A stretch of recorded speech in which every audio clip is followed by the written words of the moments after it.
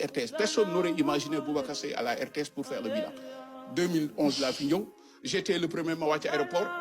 On le fout en prison parce que voilà, c'est un opposant. Moi, j'étais un contre-pouvoir pour eux. Parce que tout simplement, j'ai dit, on me met en prison. Aujourd'hui, l'histoire nous donne raison. Et maintenant, Sénégal, je fais partie de ceux qui pensent que l'histoire.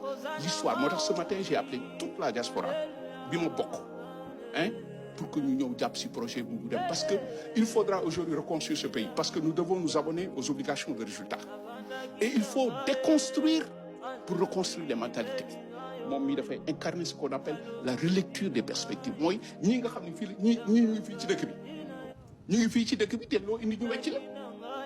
il incarne cela. Donc, et des exemples, c'est nous-mêmes le problème, vous l'avez dit tout à l'heure.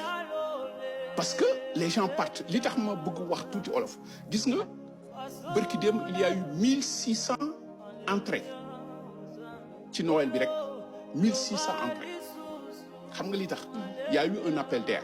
Parce que l'Espagne, Pedro Sanchez se levait et moi je me réjouis parce que nous avons une guerre pour l'ONU. Pedro Sanchez, il prend le contre-pied de tout le monde. Parce que, d'accord, c'est bien, mais le problème est d'ordre conjoncturel et structurel. Parce que l'Espagne a besoin pour faire tourner son économie chaque année plus de 250 000 travailleurs. Ils ont décidé, il y a une réforme qui dit que pendant 3 ans, ils vont régulariser 300 000 personnes. Mais mais il faut que les parents, parce que vous avez parlé des femmes, ce voyage-là, non seulement vous mourrez en Méditerranée, mais parce que il faut rappeler que l'Espagne, Pedro Sanchez l'a dit quand il est venu, l'Espagne est une terre d'immigration, avant terre d'immigration. Pour dire quoi? Le rattrapage économique est possible. Donc en Espagne, qui est une terre d'immigration, il y avait plus de 600 000 migrants en situation irrégulière. Mais pas qui dit le gal guidé. Moi, je suis rappelé, ni dit le gal d'un cobaye jarou. Notre défi, c'est quoi? Nous allons faire pour construire ce pays-là. Nous allons redonner de l'espoir, l'instinct de survie. Et il faudra aujourd'hui camper le débat, orienter le débat de façon systémique, dans analyser le dossier dans toute sa diversité, sa transversalité et sa complexité autour de la sécurité humaine. Nous rentrons dans une nouvelle ère avec la découverte des hydrocarbures. Le Sénégal doit faire un dumping migratoire parce que des études ont démontré que le pétrole et le gaz font l'objet de beaucoup de convoitises. Pourquoi les Européens là font un gaz, pétrole day, parce que l'Occident a un modèle économique énergivore. L'Amérique du Nord et les États-Unis, plus de 25% de la production ménagère. L'Europe, plus de, etc. Donc, ce qui fait que nous avons intérêt à légiférer.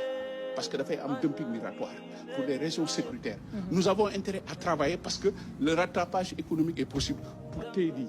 Mais là, pour nous, le débat doit tourner autour de la sécurité humaine. Ça veut faire en sorte que régler les problématiques et les incertitudes liées au lendemain. C'est-à-dire que nit qui dafay tiit man fii bu ma fi toogee voilà yéen ñu monsieur Seye ñun bu ñu toogee fii est-ce que dañ am kër monsieur Seye nous est-ce qu'on va se marier les femmes vont demander ay millions pour ñu takk leen etc. Donc il faut régler les problématiques liées à l'insécurité économique mooy nit ki dafa war a liggéey dafa war a dund dignement l'insécurité alimentaire et c'est bien possible nous avons plus de 700 kilomètres de côte.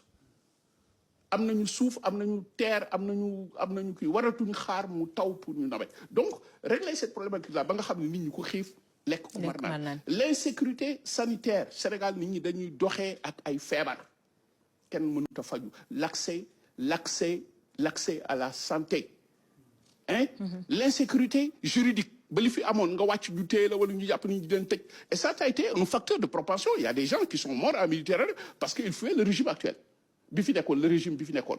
Il faut régler ces problématiques-là. Comment éviter ça avec ce nouveau régime? Ouais, mais moi, pour éviter tout cela, une rupture totale dans la gestion de ce dossier-là. Très bien. Au chapitre des migrations internationales, une meilleure protection des Sénégalais de Thierry. Je dis qu'on ne reproduit pas un schéma qui a échoué. Nous, il y a eu des morts, des assassinats. Il faut que le Sénégal, l'Imowa 5, qui rentre dans une nouvelle ère, avec la découverte des hydrocarbures. Un ministère plein chargé des migrations internationales, ou bien une agence autonome directement reliée à la présidence, ou bien à la primature, qui va régler ce problème-là. Un problème transversal dans toute sa diversité, sa transversalité et sa complexité. Très bien, au chapitre des migrations irrégulières maintenant, rapidement. Il faut que l'État mette rapidement sur pied une commission nationale indépendante. Nous mettons des solutions. Préparer les assises des migrations internationales, ça nous permettra de faire une harmonisation. C'est-à-dire que le Sénégal aujourd'hui, vu sa position géopolitique, géostratégique, car l'Afrique est une terre de mobilité. Oui. 42% des migrations intra-africaines sont dirigées vers l'Afrique de l'Ouest et le Sénégal attire par sa stabilité. Pour éviter tout cela, il faut aller vers ce qu'on appelle, le Sénégal doit pouvoir relancer le débat sur ce que devrait être la prise en charge des flux migratoires dans un système mondialisé. C'est la mobilité qui est réduite pour des raisons de sécurité. Il faut lutter contre le paradoxe libéral. C'est quoi? Tout ce qui est bon pour des raisons économiques est jugé dangereux pour des raisons sécuritaires. Très bien. On va, Monsieur Sey, on va ramener parti